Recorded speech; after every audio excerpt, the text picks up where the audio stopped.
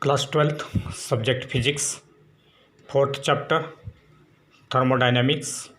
From this chapter, let us see the classification of the thermodynamic process. A thermodynamic state can be described by its pressure P, volume V, and temperature T, and therefore the pressure P, volume V, and temperature T are the state variables of that system. Now, let us consider the classification of these thermodynamic processes. The first one will be reversible and irreversible processes. Now, what are these reversible and irreversible processes? Let us see first the reversible process. The process in which the change of state can be retraced or reversed, that is, the initial state of the system can be restored, is called as reversible process. The process in which the change of state can be retraced or reversed, that is, the initial state of the system can be restored, is called as reversible process.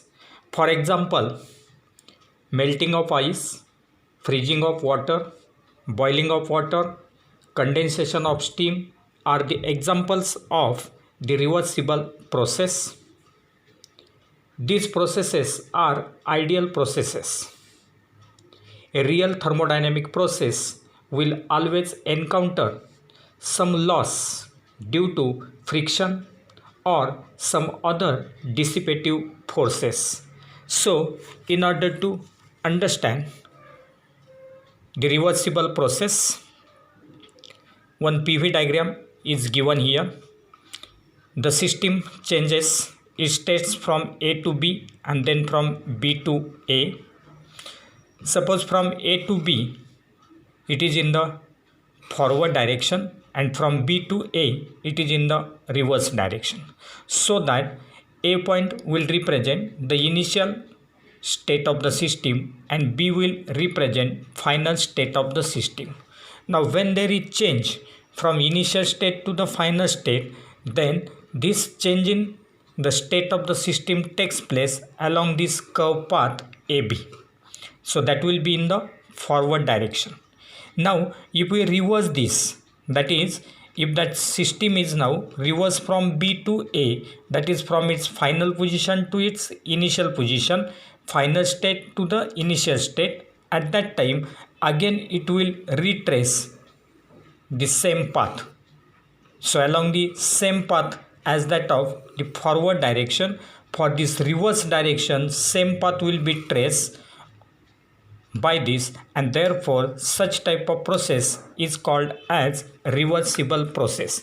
So in this case, for the reversible process, the path traced by the system in the forward direction will be similar to that of the path traced by the system in the backward direction or in the reverse direction. Now let us go for next, that is irreversible process. The process in which the change of state cannot be retraced or reversed, that is, the initial state of the system cannot be restored, is called as irreversible process. The process in which the change of state cannot be retraced or reversed, that is, the initial state of the system cannot be restored similar to that of previous one, is called as the irreversible process. Then the path trace in the forward and reverse change is not the same. So two different paths during forward and reverse changes will take place.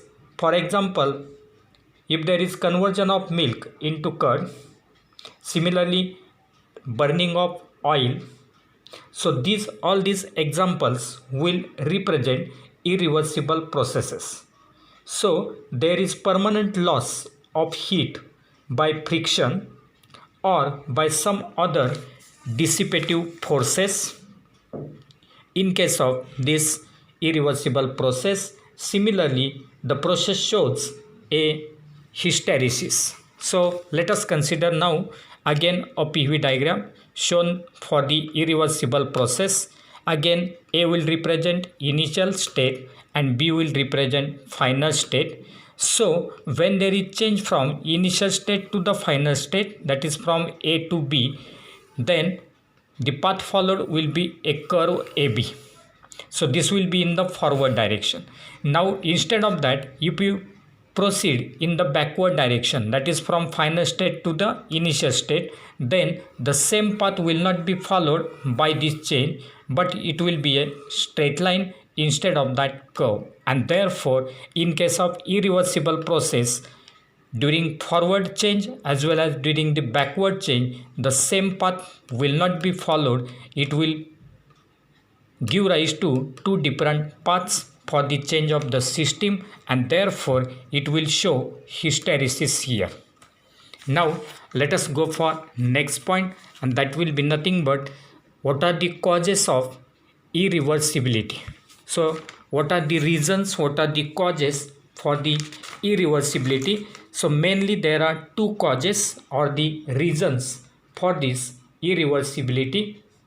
First one is the many processes such as the free expansion or an explosive chemical reaction take the system to non-equilibrium state. Second, many processes involve friction, viscosity, that is nothing but the stickiness of the liquids or gases, or some other dissipative forces. So these are the two causes. Again it will be repeated. First one is many processes such as free expansion or an explosive chemical reaction take the system to non-equilibrium state. And second, many processes involve friction, viscosity, or some other dissipative forces. So these are the two causes of irreversibility of the processes. Then go for the next point, that is nothing but the assumptions for discussion of the thermodynamic process. So what are the assumptions made while discussing the thermodynamic process? So these assumptions are: first one, the thermodynamic processes are quasi-static in nature. So the thermodynamic processes are quasi-static in nature, that is, the change in the system from its initial state to the final state takes very slowly, and that's why these thermodynamic processes are quasi-static in nature. They are extremely slow and system undergoing very small change at every stage except the adiabatic processes. Now the system is in thermodynamic equilibrium during all the stages. Second, the system involved in all the processes is an ideal gas enclosed in a cylinder having a movable, massless and frictionless piston. Depending upon the requirements of the processes, the walls of the cylinder can be good thermal conductors, that is for an isothermal process, and can be thermally insulating for an adiabatic process. Then third is the ideal gas equation is applicable to the system. The ideal gas equation will be applicable to the system. And now let us go for again next point, that is isothermal process. Now what is that isothermal process, or what are the isothermal processes? So a process in which the change in pressure and volume takes place at a constant temperature is called as isothermal process. A process in which the change in pressure and volume takes place at a constant temperature is called as isothermal process. For such a system, as there is no change in temperature, delta T will be equal to 0. This is possible when a system is in good thermal contact with its surrounding or environment and the transfer of heat from the system or to the system is extremely slow, so that the thermal equilibrium is maintained throughout the change. For example, melting of ice which takes place at constant temperature, that is at normal temperature or room temperature, will be the example of isothermal process. And now let us see the thermodynamics of this isothermal process. Thermodynamics of isothermal process. So for that, we know that Boyle's law can be applied to study isothermal change, because in case of Boyle's law, pressure is inversely proportional to volume of the gas at constant temperature. So as temperature is constant, therefore that system will be isothermal system, that change will be isothermal change, and hence Boyle's law can be applied to study isothermal change. Therefore the equation of state for, if you consider the equation of state for this gas or this isothermal change is given as, if you consider the equation of state for this isothermal change, then it will be given as PV equal to constant.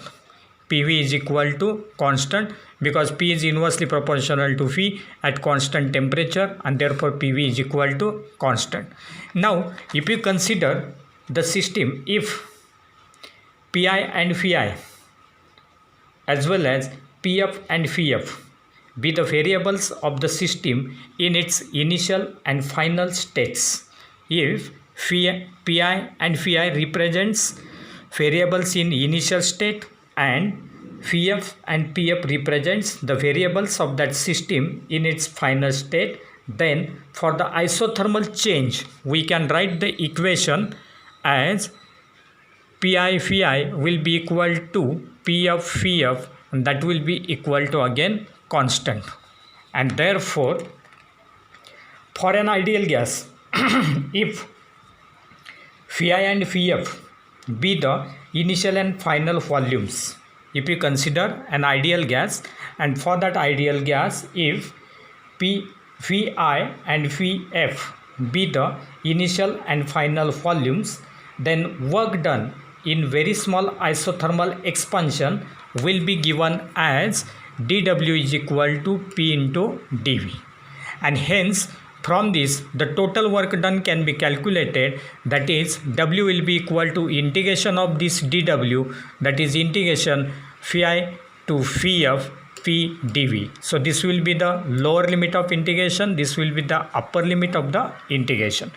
Now if you consider the ideal gas, then for an ideal gas the equation is PV is equal to nRT for n moles of gas, and therefore from this equation now P will be equal to nRT upon V, P equal to nRT upon V. Putting this value of nRT upon V in this equation, we will get W is equal to integration Vi to Vf nRT upon V dV. Now out of this nRT is constant, and therefore it will be taken out of integration, and therefore we will get W is equal to nRT integration Vi to Vf dV upon V.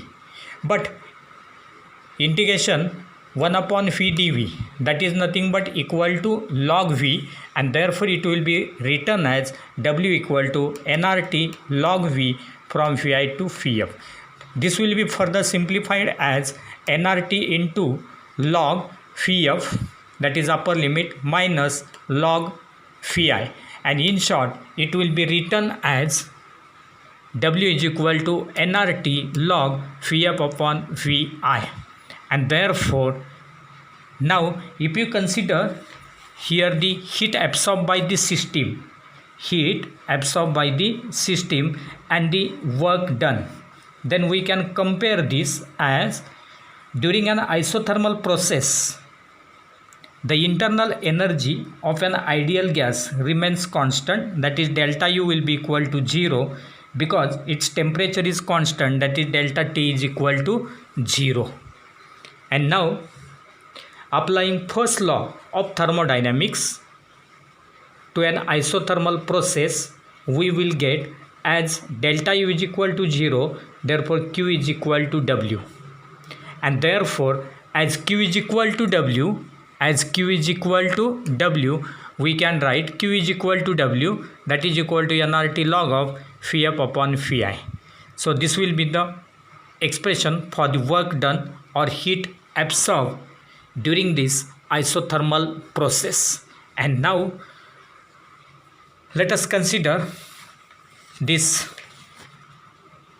pressure volume diagram, that is PV diagram, which is called as isotherm because in this case the change in the system takes place at constant temperature, and therefore this PV diagram will represent the isotherm. Similarly, we know that any change of the phase, that is from solid to liquid or liquid to gases, or again in the reverse manner from gases to liquid, liquid to solid. So during this any change of phase, when it takes place, then temperature remains constant, and therefore we can say that any change of phase occurs at constant temperature, and so it is isothermal process. So when there is change in the phase of the substance, at that time temperature of that substance remains constant, and therefore such type of change is isothermal change, or that process is isothermal process. So in this case a isotherm is shown here. This is the isotherm. So having its initial state as A, having coordinates phi I, pi, and the final state having the coordinates phi F and pf.